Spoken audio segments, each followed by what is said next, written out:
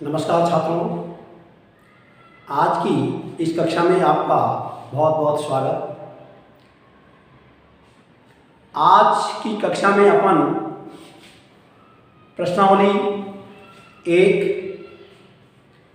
वास्तविक संख्याएं और भाग 5 के बारे में अध्ययन करेंगे। पिछले 4 वीडियो में अपन ने वास्तविक संख्याओं से संबंधित चर्चाएं की, यूक्लिड विभाजन प्रमेय का, यूक्लिड विभाजन एल्गोरिथ्म के माध्यम से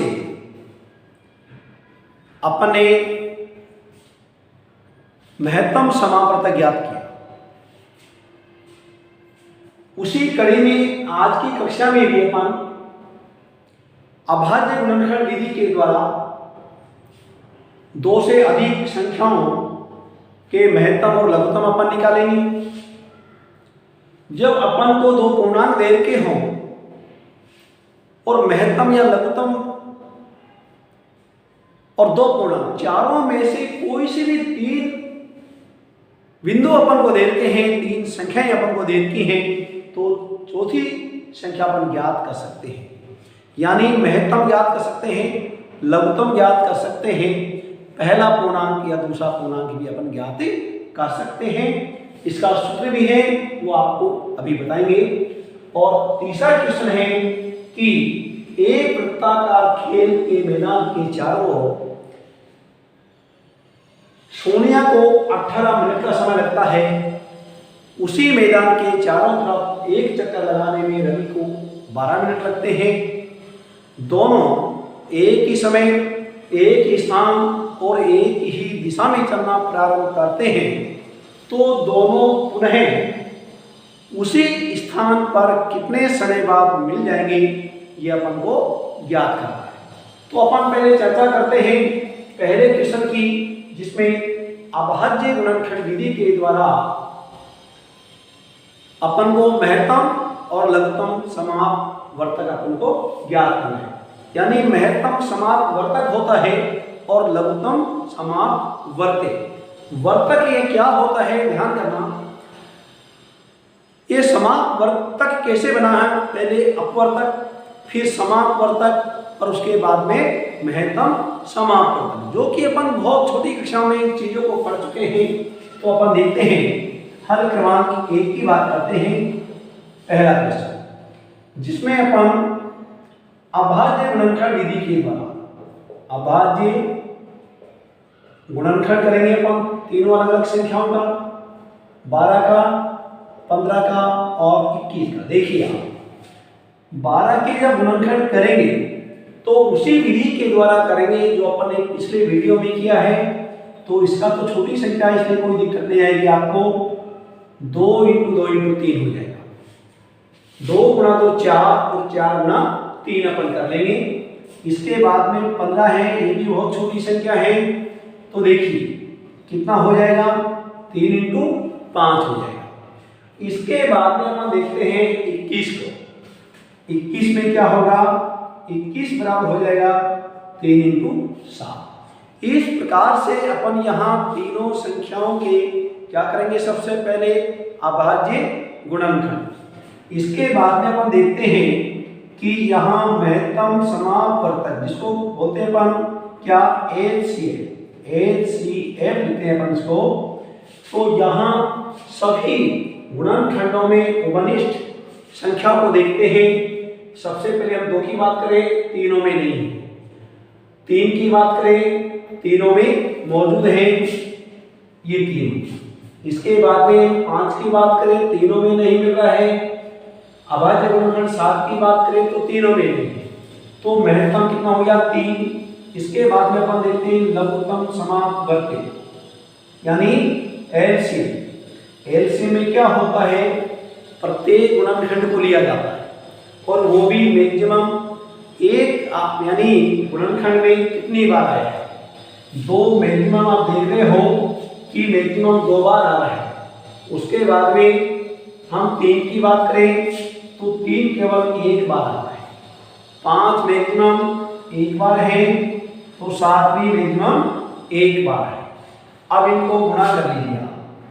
2 गुणा 2 करेंगे 4 होगा, 4 को 3 से गुणा करेंगे 12, 12 पंजे 60 और 60 को जब 7 से गुणा करेंगे तो 7 से 42 यानी 420 हो जाएगा। ये 420 हो गया, महत्तम और लघुत्तम अपने निकाल लिया।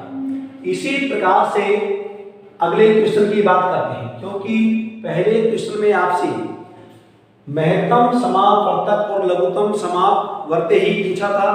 तो कोई सी भी आपको संख्या दे, 2 दे, 3 दे, 4 दे, कितने भी पूर्णांक आपको दे, उनके अभाज्य गुणनखंड आपको करना है। गुणनखंड करने के बाद महत्तम के लिए सारे गुणनखंडों को लेना है और लघुत्तम के लिए सारे गुणनखंड की आवश्यकता नहीं है। प्रत्येक गुणनखंड को अपन को लेना है और वो भी एक गुणनखंड में किसी में भी अधिकतम जितनी बार आ रहा है उतनी बार लेकर के उनको गुणा कर देंगे। अगला क्वेश्चन अपन देखते हैं, हल क्रमांक 2। अब देखिए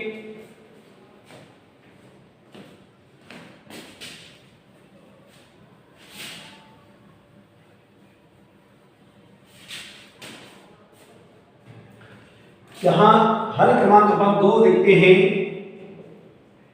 2 में क्या करना है अपन को, देखिए यहां अपन को एक सूत्र लगाना है।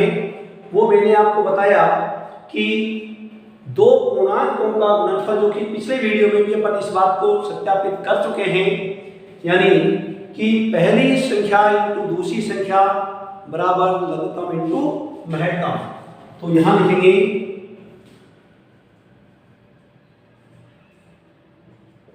पहली संख्या इंटू दूसरी संख्या बराबर एचसीएफ इंटू एलसीएफ। वैसे आपको सबसे पहले क्या लिखना होता है, यहां लिखोगे आप क्या दिया हुआ है।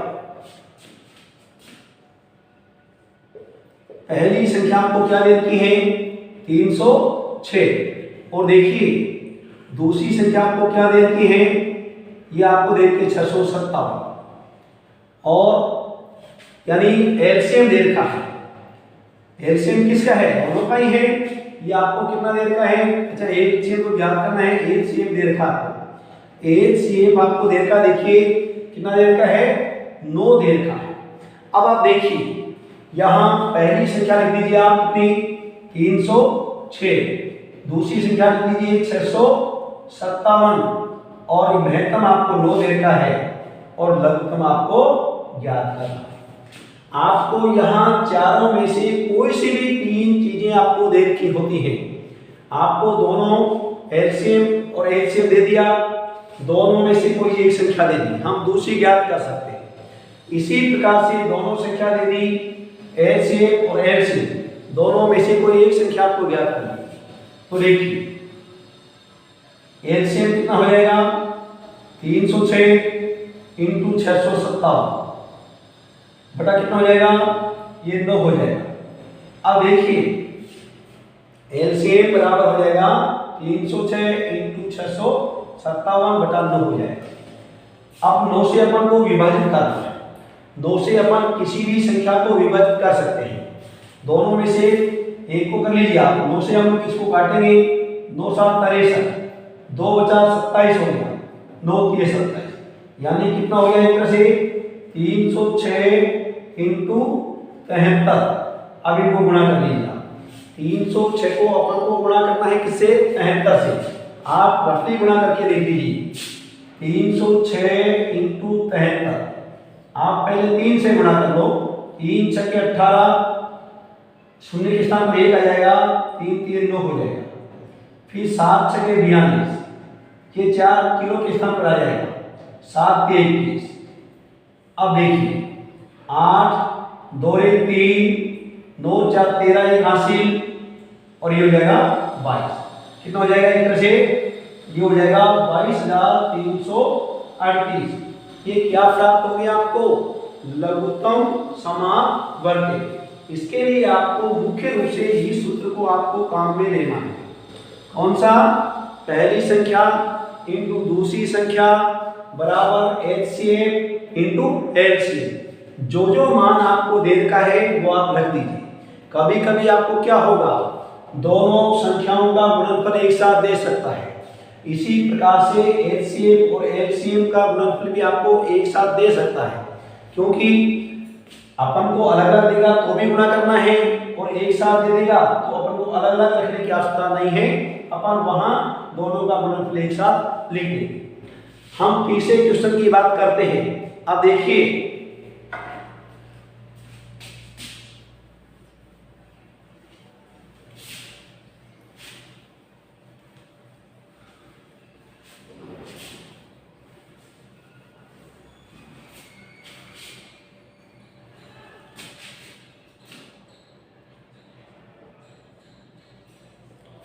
हल क्रमांक 3 की बात करते हैं। तो इसमें आपको सबसे पहले यह अंदाजा लगाना है कि हमको इस क्वेश्चन के अंदर महत्तम निकालना है या फिर लघुत्तम निकालना है। इसमें सीधा सीधा आपको पता चल जाएगा कि सोनिया 18 मिनट में चक्कर लगा करके आ रही है और रवि 12 मिनट में चक्कर लगा करके आ रहा है। तो यह ध्यान कर लें, अगर मान लीजिए रवि 12 मिनट में चक्कर लगा करके रुक भी जाए तो 18 मिनट में सोनिया आ रही है, तो 18 मिनट के पहले तो मिलने का सवाल ही नहीं है। दोनों एक स्थान पर मिले भी तो 18 मिनट के पहले तो दोनों मिल ही नहीं सकते। इसका मतलब यह हो गया कि महत्तम तो अपन निकाल ही नहीं सकते, क्योंकि महत्तम आएगा तो 18 और 12 का 18 से कम आएगा और 18 के पहले मिल नहीं सकते।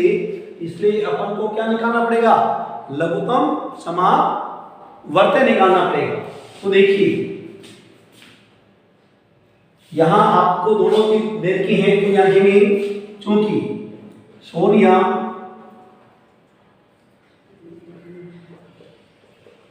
वृत्ताकार मैदान के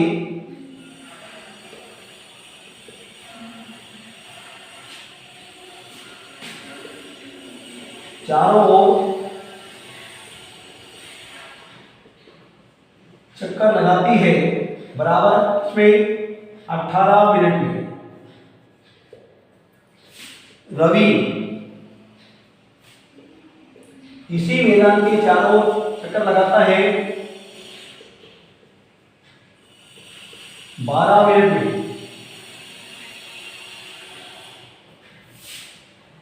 अब देखिए, क्योंकि दोनों एक ही समय एक ही स्थान वह एक ही दिशा में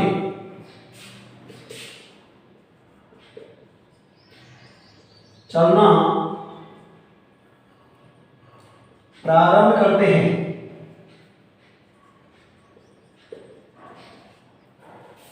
इसलिए दोनों को पुनः उसी स्थान पर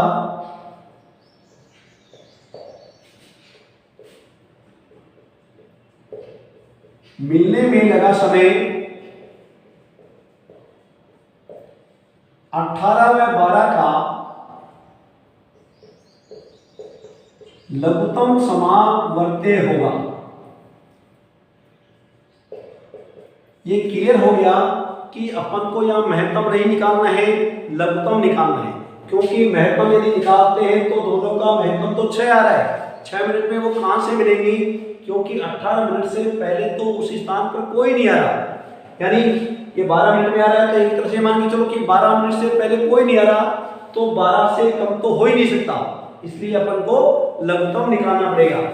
तो देखिए 18 बराबर तो हो जाएगा 2 गुणा 3 गुणा 3 और 12 का कितना हो जाएगा 2 गुणा 2 गुणा 3 हो जाएगा।